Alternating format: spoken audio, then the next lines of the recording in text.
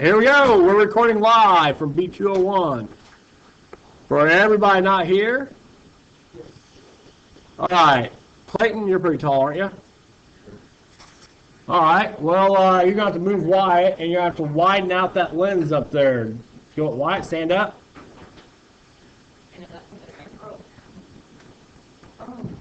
Oh, no. There you go. Wide. There you go. Perfect. That's good. All right, thank you. Let's try to take a picture again. My memory's slow.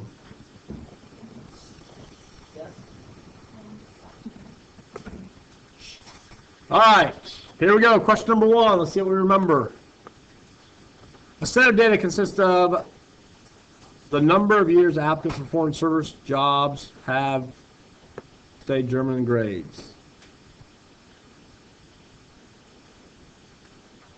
Where y hat equals the equation, where x represents the number of years, x equals number of years, and y represents grade on the test. Identify the predictor and the response variables. Anybody have any idea what that is?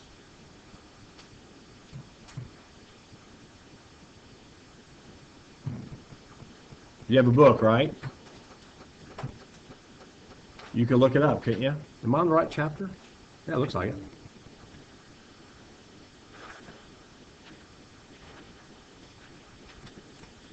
Nobody's got anything.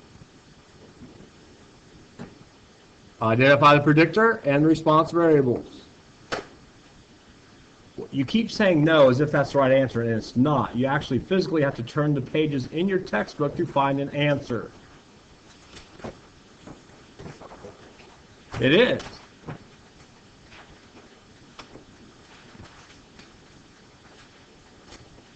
Sarah's waiting it out. Somebody will find it for you, Sarah. Just wait.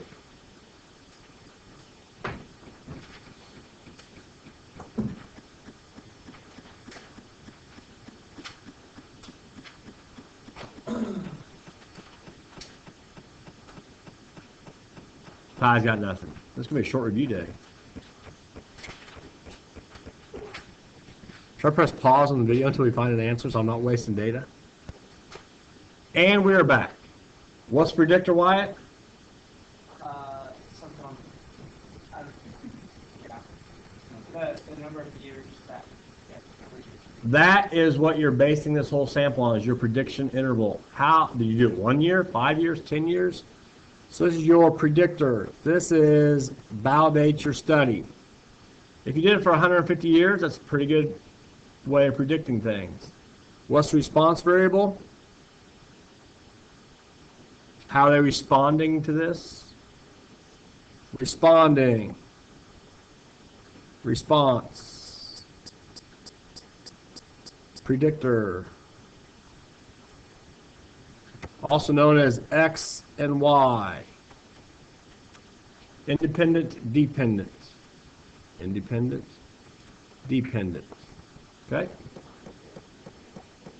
Yep, response to the grades they get on the proficiency test.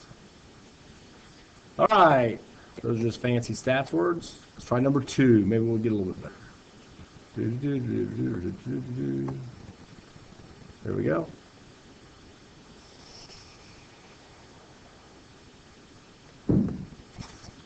Given the linear correlation coefficient R and the sample size N, determine the critical values of R and use your finding to state whether or not it represents a significant linear correlation. Use a significant level of 0.05. How the heck do we find the critical values of R? Critical values of R. That means alpha is 0.05, doesn't it? Isn't there a board back there behind Cody with some stat stuff on it that somebody took the time to write one time? Would you stop feeling sorry for yourselves and actually try to participate and learn something instead of shrugging your shoulders and saying, oh, who knows? That is, it's either B or C. Why?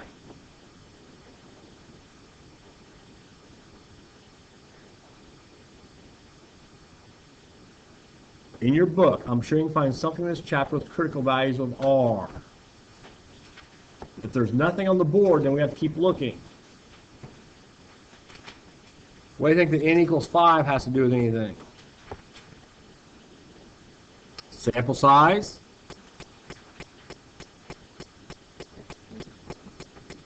Page what? 760. All right. We're doing better.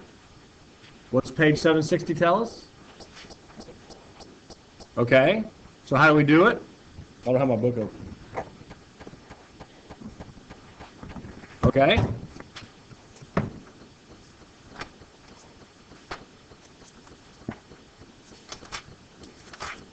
All right. So n is 5. What's alpha? So we look up the table, go down in, go over alpha. Oops. And we get plus or minus 0.878. So is there a significant linear correlation? How do you know it's yes?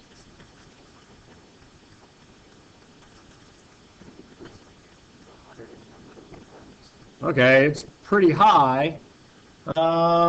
Also, didn't we have to draw something to see if there was a linear correlation, like if we had to reject or fail to reject a null? That's the R values. What was the critical values for alpha given? I was thinking we had to do something like that. We had to compare it. How'd you get 0.844?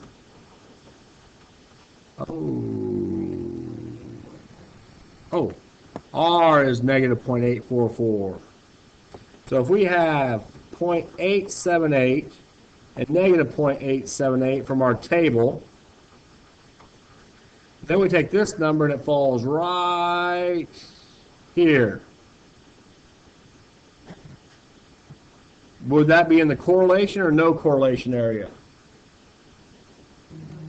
No correlation.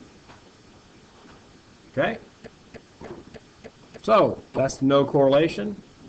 So this comes from your book on page 760. The critical, or the test statistic. This is the test statistic. Comes from the problem. All right? Sounds good.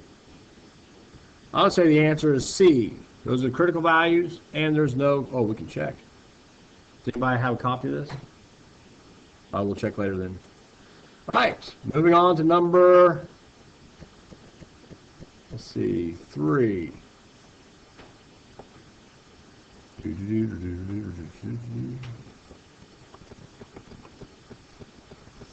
Find the value of the linear correlation coefficient R. How do you find that? Linear correlation coefficient R. Somebody said L1 and L2. Does that sound good?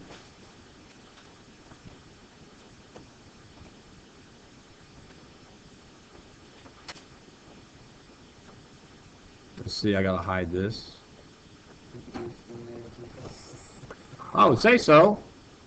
Stat, edit, clear that out by hitting the down arrow. Come up there, hit clear in the down arrow. Start typing in.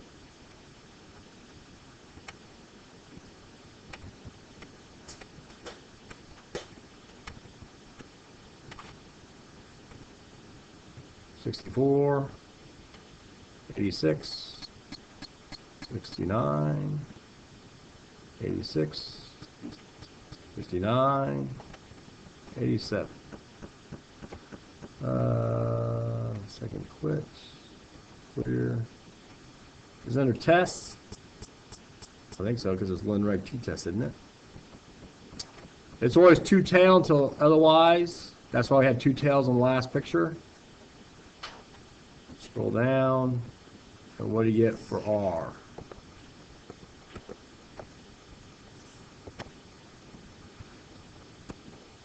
Yeah, I think it's this one, isn't it? 0.224. Some will go with A. Questions on that one? Did everybody get it in their calculator? You just write down your answer. Right. LinReg t-test? Okay? Everybody get it? All right. Moving on. No, Austin Hedrick rule, no multiple choice. Number 4. Oops. Where'd he go? 0.22, wasn't it? All right. In this statement, describe the error in this conclusion. Given there is no significant linear correlation between the scores on the math test and the scores on the verbal test. Okay? Math, verbal. They're saying there is no correlation. You can't make a graph. Well, you can plot the points, but just because one goes up doesn't mean this is going to go up. Conclusion. There's no relationship between scores on the math test and scores on the verbal test.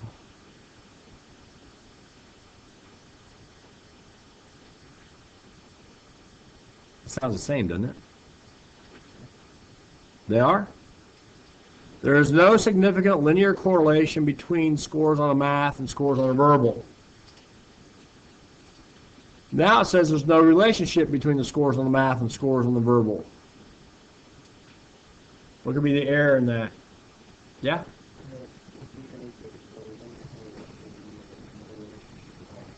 Yeah?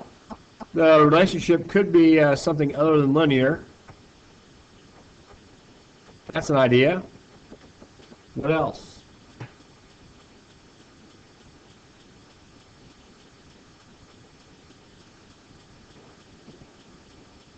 Instead of just being a linear correlation, it could be like a quadratic correlation, cubic, or natural log. It could be one of those. It doesn't have to be linear. That's one possibility. So that could make the no relationship true. Their answer for this one, I'm not sure what it says, but it's worth reading. It says, although there's no linear correlation between two variables, we can conclude no relationship exists between non-linear. Okay? So there could be a non-linear. That's exactly what we said. Okay? We have 5 tests. They're just using one test. Okay? As the basis for their conclusion. And you have 5 tests. Actually, there's more than that. If you take Stats 160, you can do a lot more tests. Okay? So that was number 4. Nice job, Ty. You got one right this week. Ooh, see, that's on video. So you're right. By audio, too. All right. Find the best predicted value of the response variable. 8 pairs of data yield n equals 8, r equal 0.708, and the regression equation is y hat equals 55.8 plus 2.79x. Oh, sorry, y hat. Y bar equals 71.125. So, if x equals 5.7, are you going to choose this answer by putting 5.7 in? Or are you going to choose this answer, 71.125? Do you remember how we told the difference, or figured out the difference? You had that chart. I stood over here and wrote it 3 straight days in a row of how to find out whether to use y hat or y bar.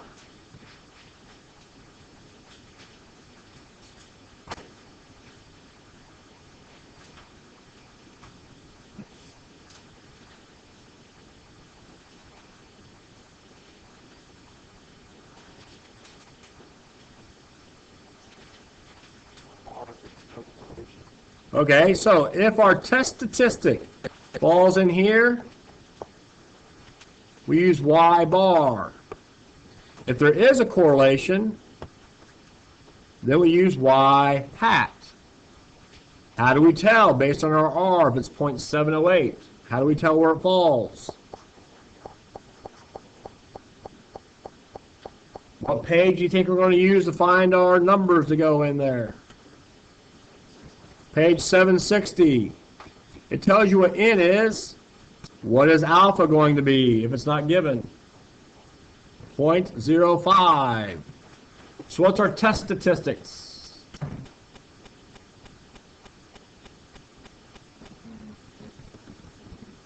.707 negative and .707 positive.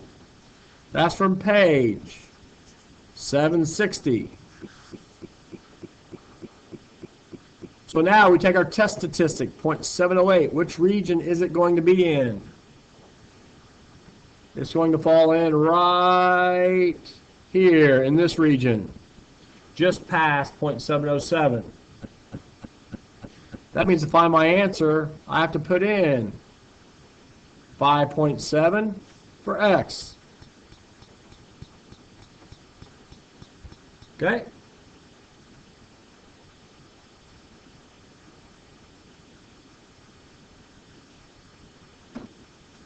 So when you put that in for x, what does y hat equal? I'm sorry? 71.7. Okay? We'll go with B. Questions on that? Does everybody know how to find the interval? Okay? Page 760. I don't think we ever used a calculator, did we? No. So that's good. All right, can I go on? Fantastic. This page is done. Next page. 6, right? All right. For number 6, use the given data to find the equation of the regression line. That is y hat. Round to 3 significant digits. How do you do that? L1 and L2, enter them in. Then you do ln reg t test. Which numbers do you need, or which letters do you need from ln reg t test? You need A, you need B. I'm not going to type these out. Somebody else can let me know.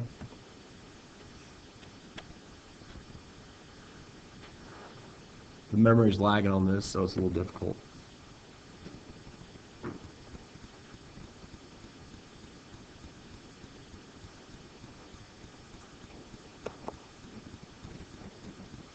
.878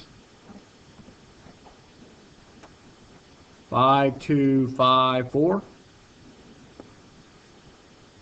Anybody else get that? All right, 3 significant digits means you round to these 3 numbers. Who's that? Who is it? Now I know, I'm a little disappointed. All right, so 3 significant figures are 4.878, so you round it to 4.88. 3 significant figures, you round to 0.525x. Do we have that answer on the board anywhere? B is correct. Okay?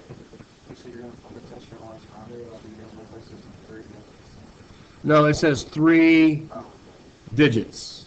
Not 3 decimal places, 3 digits. Okay? 3 sig figs. Questions on that? Fantastic. Moving on to number 7. Do you remember how to make a stat plot for this? Which buttons you used? Now, take a look at the window they're having you choose or make it from. Okay? So that's your Y max. This is your Y max. This is your Y min. This is your X max. And this is your X min. Put them in the corner away from the microphone.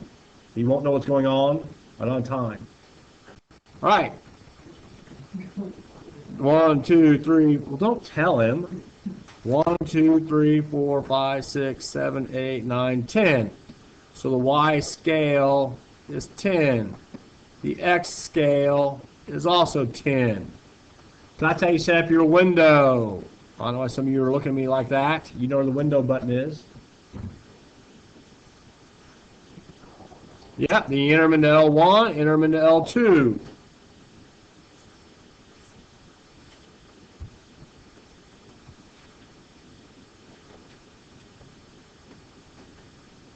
clear, down arrow,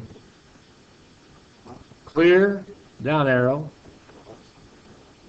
enter it in,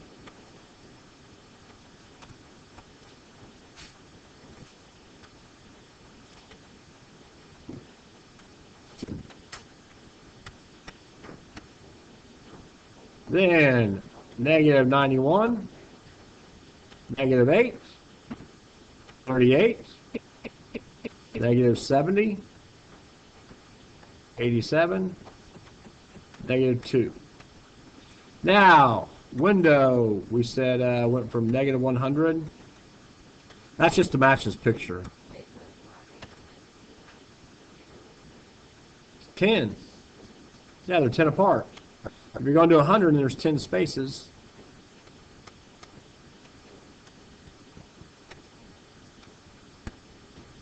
all right, now how do I get my, oh, make sure there's nothing on your graph. Make sure your y equals is cleared out. Y equals clear. Here's the lazy way of doing it. Ready? Hit y equals, go up, hit plot 1, it's turned on, press graph. There you go. You don't have to go through stat plot and all that other stuff, unless you want to. If you want to turn it off, go to y equals, turn it off, hit graph, and you see nothing. So I think I'll use that approach today. Plot 1, there we go. There's our picture. So after you implement the line max and all that stuff, you get it over quickly. Yep.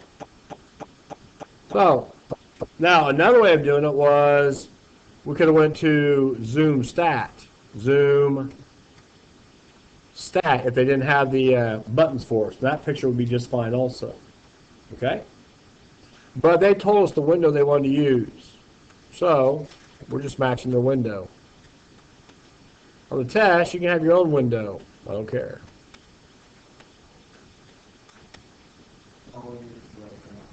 Yep. You just place it on there, and I'll take a look. I didn't put anything in the y equals. I just turned the plot on through y equals. I made sure the graphs were cleared out, and I turned it on. Okay? So if you're actually going to match this up, let's say it was multiple choice, for purposes, I think it would be option B, don't you? Doesn't B look closest? Yep. That's because you don't have squares highlighted probably. Go to stat plot, hit squares. Second stat plot. You have to go to stat plot and turn on your little dots. You have bars turned on. Second, and then y equals. Yep. You want the dots highlighted. Wyatt, look in front of you. Y equals. It's right above second. And then turn plot 1 on, press enter. You see this menu? I think that is operator. Right, it's probably.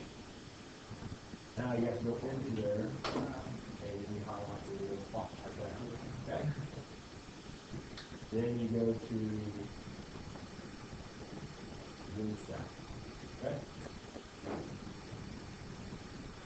There you go. How come ours is so much more refined? Because I put in that window from negative 100 to 100, you put in the zoom stat window. If you hit the window button, your numbers won't look like that. So either one works. Yeah, either one works. Okay? All right. So the answer on that test would have been B.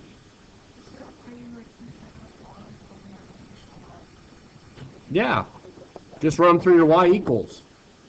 Go up there and you can turn them all on if you want. Or you can turn them all off just by highlighting and pressing enter. If they're on, they're highlighted. Okay. All right. Moving forward. Oops, sorry. That's backwards. Next question, I believe, is number 8. How many questions on this thing anyway? How many?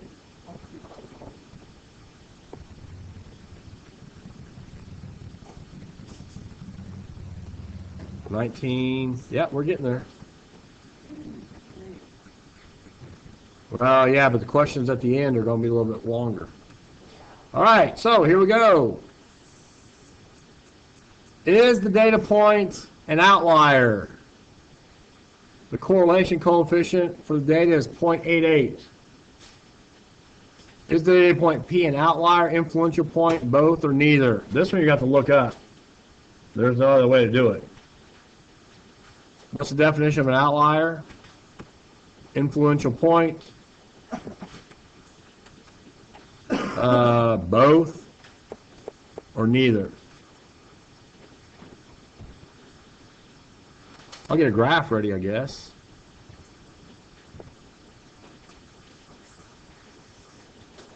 Let's see. Second and quit. Clear. 7 plus 5 times 15. 82.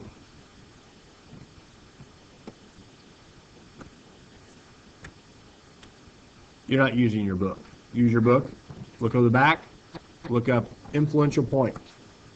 So, if I put 7 plus 5 times 15, I get 82.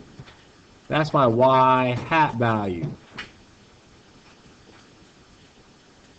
So as Blake opens his book to influential point, there you go, Blake. You look in the back under index for I, N, and then you go down influential point. And then it tells you a page number. Page what? All right, so what's the definition of an influential point? Yes, Anna? And strongly what? Strongly predicts it? Okay. So, affects graph. What's an outlier? Let me guess, one that doesn't affect it. Far away. So how do you tell if one's outlier influential? Blake's looking it up right now.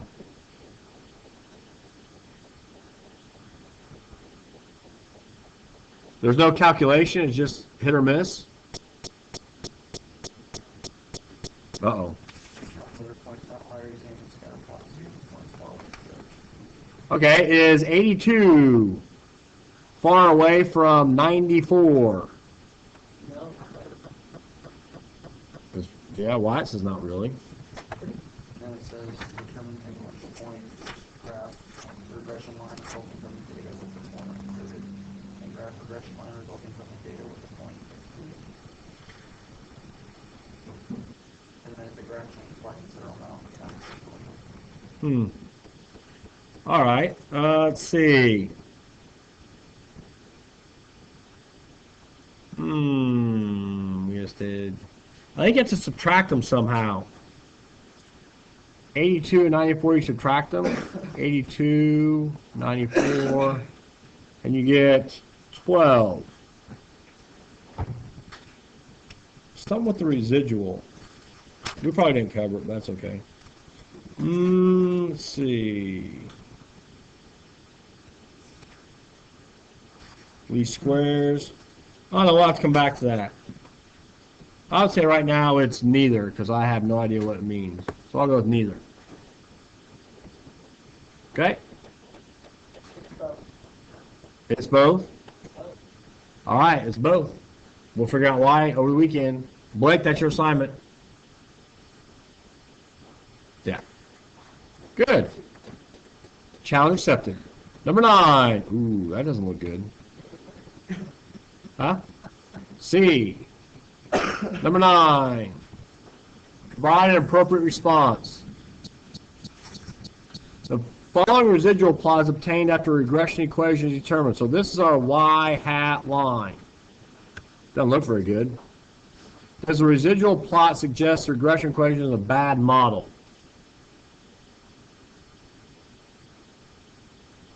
Do you think that's a good model or a bad model to use this as a predictor? Predict. All right, if you say bad, why? Okay, no trend. That's good stats language. Anything else?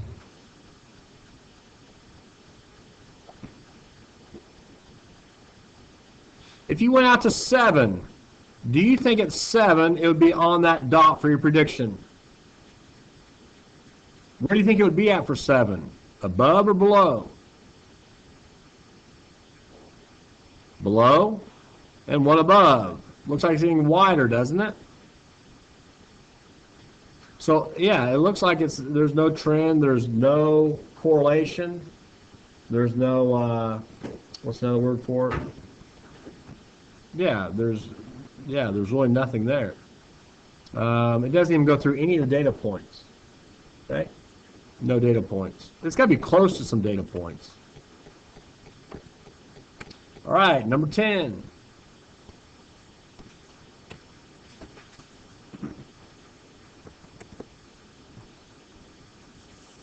Use the given information to find, how do you find the coefficient of determination? R squared. The regression it is found that the total variation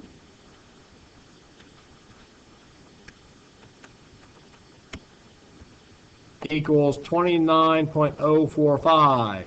The explained, those words sound familiar, don't they? Equals 15.212. And the unexplained equals 13.833. How do you find the coefficient of determination? Blake, how do you do that? Well, you go to the back of the book and you look up coefficient of determination, find a page. Oh, Ty's got it. What is it? I have it or not, but I've got the sum parentheses y minus y bar squared. Okay.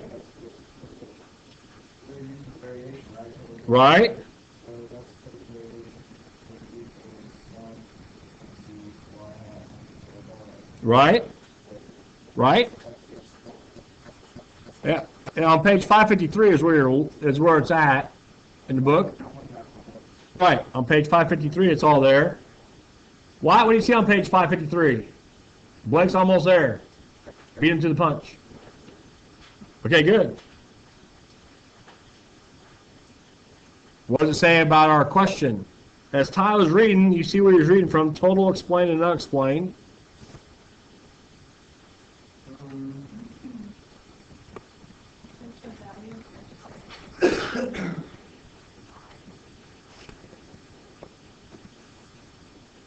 Okay.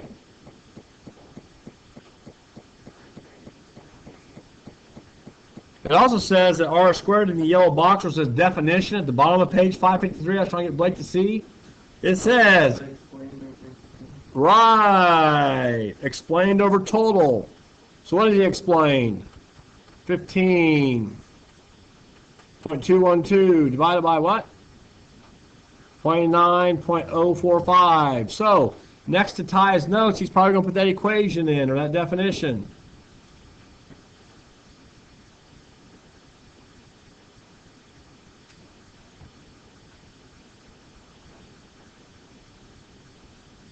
So, Rich, what'd you get for that calculation?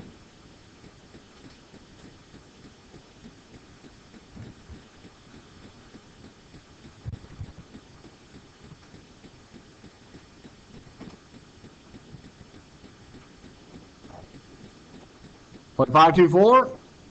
Winner, winner. Moving on. It tells you. That's it.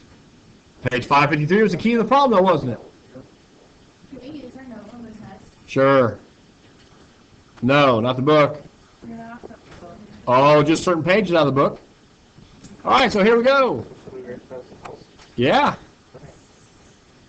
So here we go. How do you find the standard error of estimate? That is S. How do you find S? L1, L2, then Lin-Reg t-test.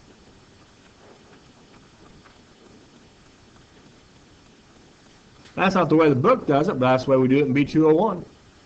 Did I ever press record? I did. Okay. Yes, I believe somebody said. Oh, nice. Sitting there in the back of the answers. 2.2361. L1, L2, Linreg t-test, S.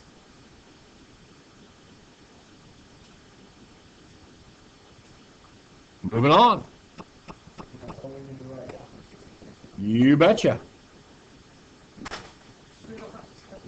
For what you get?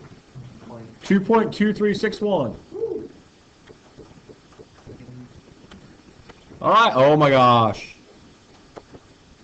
This looks next to impossible. Ooh, that was bad. This is all number 12. That's more words than Wise read an entire semester. We're Spartans, no retreat, no surrender. I saw the movie 300. All right, so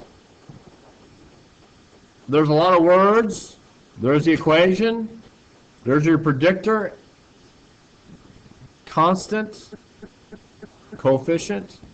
All right. So we got X and Y going on here somewhere. X is years. Sarah? Not an option. X is years, Y is score.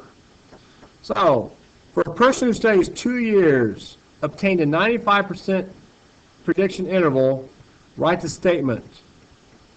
So what is the prediction interval? PI 31.61, 75.09. So we can be 95% confident that the best test score of the individual who stays 2 years will lie in that range. Or we can be 95% confidence that the mean test score of all individuals who study will lie in that interval. So is this going to predict the mean or an individual? All this stuff.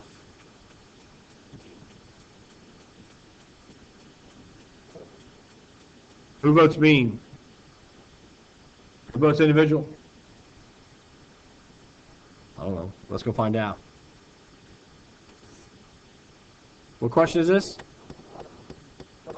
A. The individual.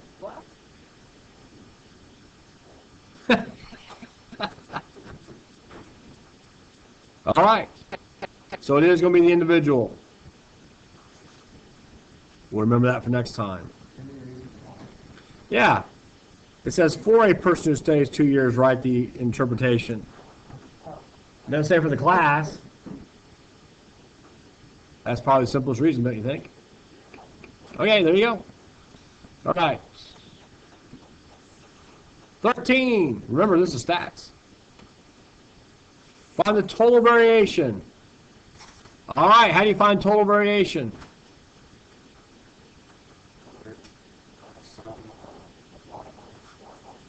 Sum of y minus y bar squared. So this is y. So all you need is L2. Sure, because L1 is x's, isn't it? L2 is y's. How can you find, usually we use L3 for y hat, but we don't need it in this case. How do you find y bar? You type it in, 1.61, 1.72. Okay, yeah, start typing. It is.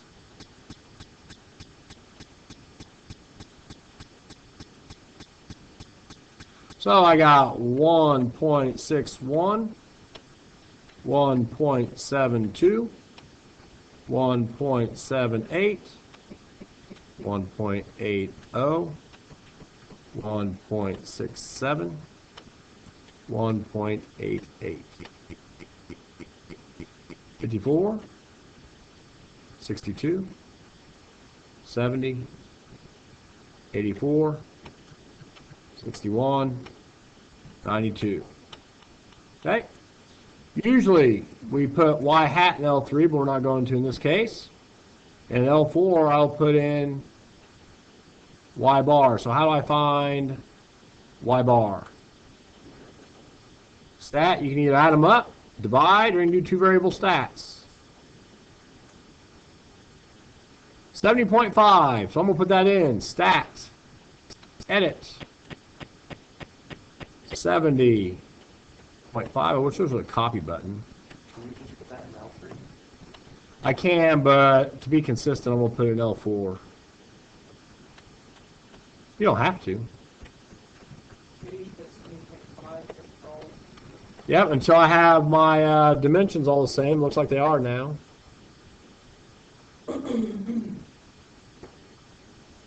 It looks like they're the same. So how do I type this out? Sum. Parentheses comes from where?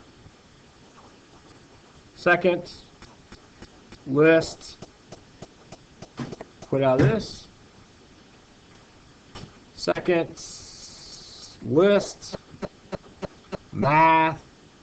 Sum. Then I put in the other parentheses. Which column, which list was Y?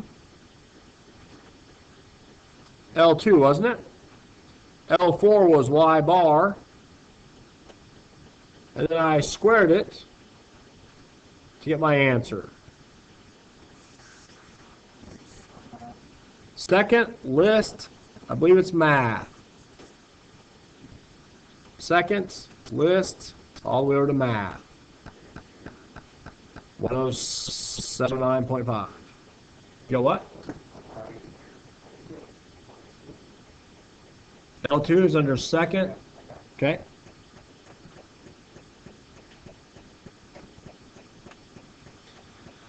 All right, so we'll pick up at 14 on Monday. So you're getting agitated and ready to go. 0.